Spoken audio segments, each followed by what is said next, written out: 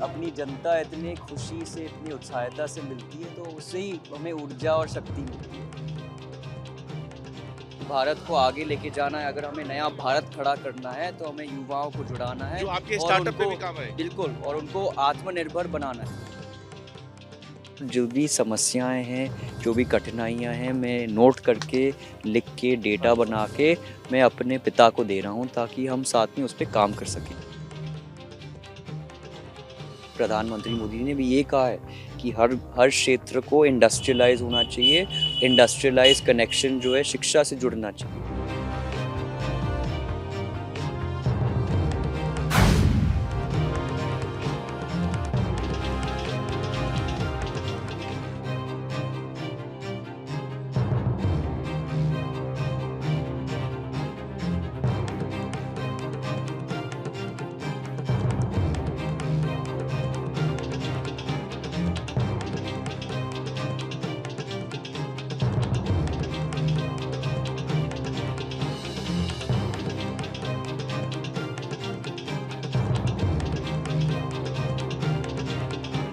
बहुत अच्छा ही लगता है और थोड़ा खुल के आता है तो और अच्छा लगता है। ये पहली बार नहीं है जब चाय पीने आए। नहीं जी दूसरी बार आए हैं जी दुकान पे अपनी पे दूसरी बार एक बार पहले और यही नहीं महाराज साहब भी और महारानी भी बहुत बार अपनी इस दुकान पे घूम गए हैं पहले उधर थी थोड़ी मतलब यहाँ लोगों के साथ बहुत कॉमन है। कॉमन बिल्कुल घर की तरह रहते हैं बिल्कुल जैसी बात करते हैं ऐसा नहीं लगता कोई मतलब ऐसा लगता हो कि कोई बाहर के हों बिल्कुल घर की तरह लगता है ये प्यार। और ये तो हमें ऐसा लगता है कि भाई की तरह हो ऐसा ही अब है ये भैया, देखो हम तो मानते ऐसा ही हैं है, ऐसा ही है।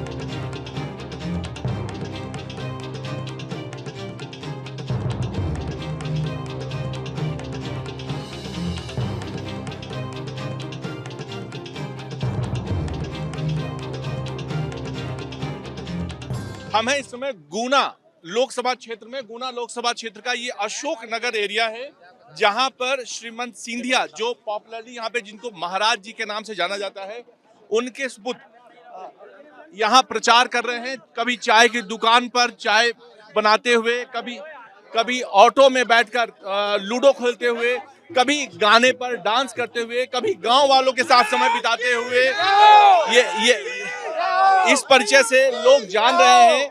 और अभी हमारे साथ खुद सिंधिया जी हैं। सिंधिया जी, हम आपसे जानना चाहेंगे कि कैसा एक्सपीरियंस मिल रहा है आपको लोगों के साथ समय बिताते हुए। बहुत ही जोशीला एक्सपीरियंस मिलता है, अनुभव मिलता है। कैसे हैं आप? सब ठीक? बहुत ही जोशीला एक्सपीरियंस अनुभव मिलता है। आप लोग पूछते हैं आप थकते नहीं है, कैसे थकेंगे भाई? अपनी जनता इतनी खुशी से, इतनी उत्साहता से मिलती है, तो उससे ही हमें ऊर्जा और शक्ति मिलती है। यहाँ नया क्या सीखने को मिल रहा है? जो पढ़ाई की लंदन से लेकर इंडिया तक जो देखा, उसमें यहाँ नया क्या एक्सपीरियंस हो रहा है? देखिए, नया ये एक्सपीरियंस हो रहा है कि हमारी जो भारतीय शक्ति वो क्या है, हमारी युवा शक्ति वो क्या है। आजकल हमारे देश में 50% युवाएं हैं और इनको इस शक्ति को कैसे आगे लेके जाएगा, तो हम इस पे काम कर रहे हैं। ये बहुत ही नया चीज़ है मेरे लिए, क्योंकि मैं समझ रहा हूँ कि अगर भारत को आगे लेके जाना है, अगर हमें नया भारत खड़ा करना है, तो हमें युवाओं को जुड़ाना है जो आपके और स्टार्टअप पे उनको भी काम आए। बिल्कुल और उनको आत्मनिर्भर बनाना है। और मैं खुद से एक उदाहरण बनना चाहता हूँ युवाओं के लिए। सबसे बड़ा चैलेंज क्या देखते हैं? किसमें? ड्यूरिंग योर कैंपेन जो प्रचार कर रहे हैं आप, उस दौरान सबसे बड़ा चैलेंज क्या मिल रहा है?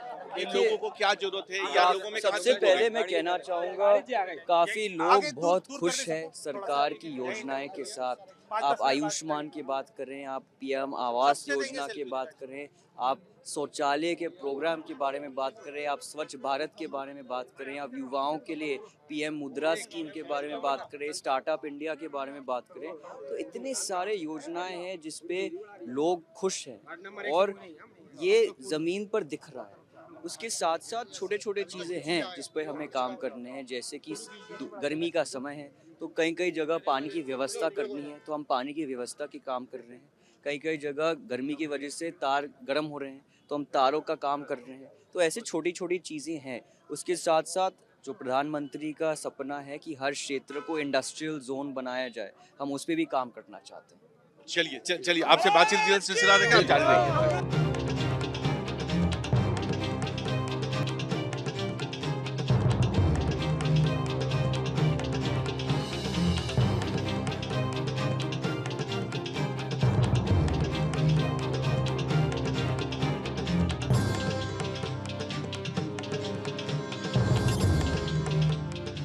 महाआर्यन जी, जो आपको पिछले 10 दिनों में जिस तरीके से आपने कैंपेन किया, जिस तरीके से आप लोगों के बीच में गए, जिस तरीके से आपने गवर्नमेंट के एजेंडा की बात की, लगता है आपको कि अभी भी भारत की समस्याएं बरकरार है और आम आदमी गवर्नमेंट की स्कीम से दूर है?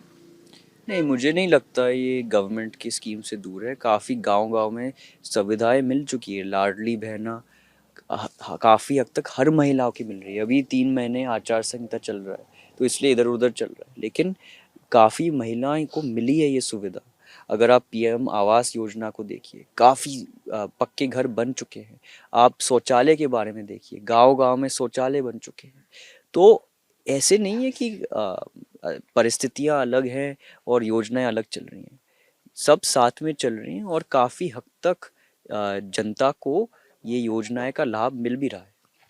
महाआर्यन से आम लोगों को क्या फायदा होने वाला है?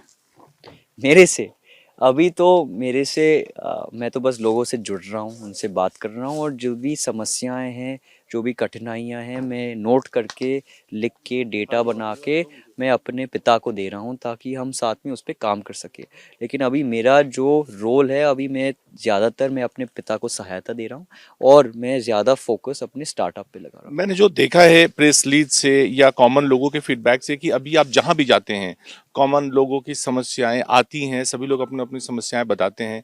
यानी हर गांव में, हर मोहल्ले में, हर आदमी के पास कुछ ना कुछ समस्याएं हैं। और अब जो आप सबसे ज्यादा पाते होंगे बेरोजगारी, महंगाई, तो लगता है ये रियल प्रॉब्लम है नीचे निचले स्तर पे। देखिए, अगर आप सबसे पहले महंगाई के बारे में बात करें, अगर आप डेटा निकालेंगे, इन्फ्लेशन जो है एक्चुअली कम हुआ है पिछले 10 साल में। पहले 8% था, अब 6% हो गया। तो the cost of products have actually come down. दूसरी चीज़ है, अगर आप रोज़गार के बारे में बात कर रहे हैं, तो काफ़ी हद तक अब रोज़गार भारत में आ रही है। अब मेक इन इंडिया स्कीम देखिए, आज दुनिया में सबसे बड़ी कंपनियां जैसे एप्पल, टेस्ला भारत में इन्वेस्टमेंट डाल रही है। अब चैट जीपीटी भी भारत में आ रही है, माइक्रोसॉफ्ट और भारत में फोकस डाल रही है। तो ऐसे विभिन्न कंपनियां विदेश से, चाइना की जो सप्लाई चेन और मैन्युफैक्चरिंग थी, अब भारत में आ रही है। उससे आपका उसका प्रभाव जो है आप देखते जाइएगा, पूरा बदलने वाला है। कल मैंने एप्पल का न्यूज़ देखा, वो 150,000 150,000 जॉब देने वाले हैं। उसके साथ साथ वो 1,50,000 जॉब्स के साथ साथ घर भी बना रहे हैं उसके साथ उन लोगों के लिए। तो काफी हद तक वो मतलब सीधे तौर पे या परोक्ष तौर पे तो लाखों लोग जुड़ेंगे ही, लेकिन जो कॉमन जैसे सभी जगहों पे जाने पे, जहां भी हम लोग जाते हैं, मेरी टीम जाती है, जो समस्याएं आती हैं, तो ये बहुत कॉमन है। मतलब आप आंकड़ों से उस चीज को ठीक ठहरा सकते हैं, आप अपनी बातों से कह सकते हैं कि टेस्ला एप्पल आ रहा है, लेकिन कॉमन लोगों की समस्याएं ये है, आपको ये देखने को मिल नहीं रहा है। देखिए, ज़्यादातर नहीं, ज़्यादा लोग काफ़ी खुश हैं। उनको उनकी जो बेसिक स्कीम्स है वो चल रही हैं, उनके साथ वो बहुत खुश है। हाँ, वो चाहते हैं कि अब अपनी जो गांव-गांव है वो और ज़्यादा प्रगति और विकास के तौर पे फैक्ट्रीज आए, रोड्स आए, वो चाहते हैं। और पीएम मोदी ने, प्रधानमंत्री मोदी ने भी ये कहा है कि हर हर क्षेत्र को इंडस्ट्रियलाइज होना चाहिए।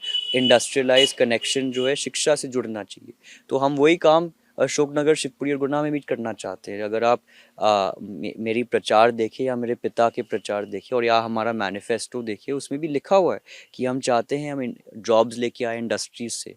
तो इंडस्ट्री, शिक्षा और छात्र सारे कनेक्ट हो ताकि वो बदले। लेकिन उस पर भी टाइम लगता है, चुटकी से ये चीज़ें नहीं बदलती, तो इस पर भी टाइम लगता है। और आप देखते जाइएगा, अगले 5 साल हम चाहते हैं कि जल्द से जल्द वो बदलाव आए और हम ये पूरी जो क्षेत्र है वो बदले।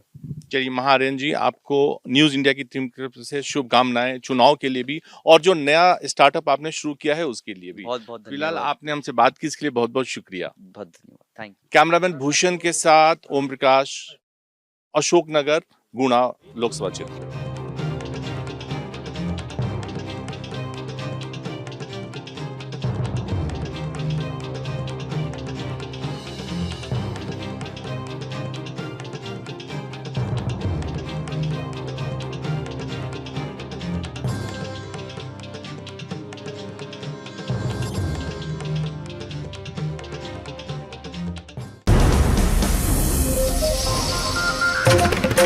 हैं।